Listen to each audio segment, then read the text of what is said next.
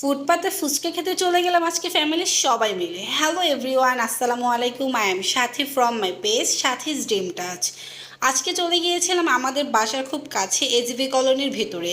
সেখানে ছিল এই মামার ফুচকাগুলো আমার ভীষণ পছন্দ। আমি যখন স্কুলে পড়ি তখন থেকেই এই মামার হাতে আমি ফুচকা খাই।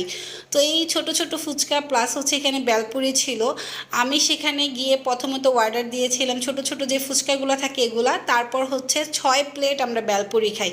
তো এতগুলো বেলপুরি একসাথে কারা কারা খাও তোমরা কিন্তু সবাই কমেন্টে বলে যাবা কেমন। স্কুল জীবনের লাইফটাকে কিন্তু এখন ভীষণ মিস করি। বান্ধবীদের সাথে কত আড্ডা দেওয়া, কত মজা করা, সেই দিনগুলো কি এখন কি আর ফিরে পাওয়া যাবে? কখনই পাওয়া যাবে না। এখন বাচ্চাদেরকে নিয়ে কিভাবে সুন্দরভাবে সামনে আমরা তাদের ভবিষ্যৎ সুন্দর করব সেইগুলো নিয়ে পরিকল্পনা করতে করতে আমাদের দিনটা চলে যায়। তো তার মাঝেও সময় ব্যয় করে টুকিটাকি একটু ঘুরতে বের হই, সেই ভিডিওগুলাই তোমাদের সাথে শেয়ার করি। তো তোমাদের কাছে আমার ভিডিওগুলো কেমন লাগে তোমরা কিন্তু বেশি বেশি করে কমেন্ট করে জানাবা কেমন।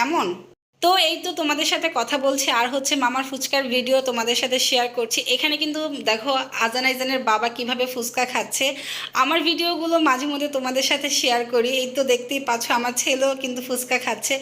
তো আজকে এই পর্যন্তই, তোমাদের সাথে নেক্সট অনেক অনেক ভিডিওতে শেয়ার করব অনেক কাহিনী। আল্লাহ হাফেজ।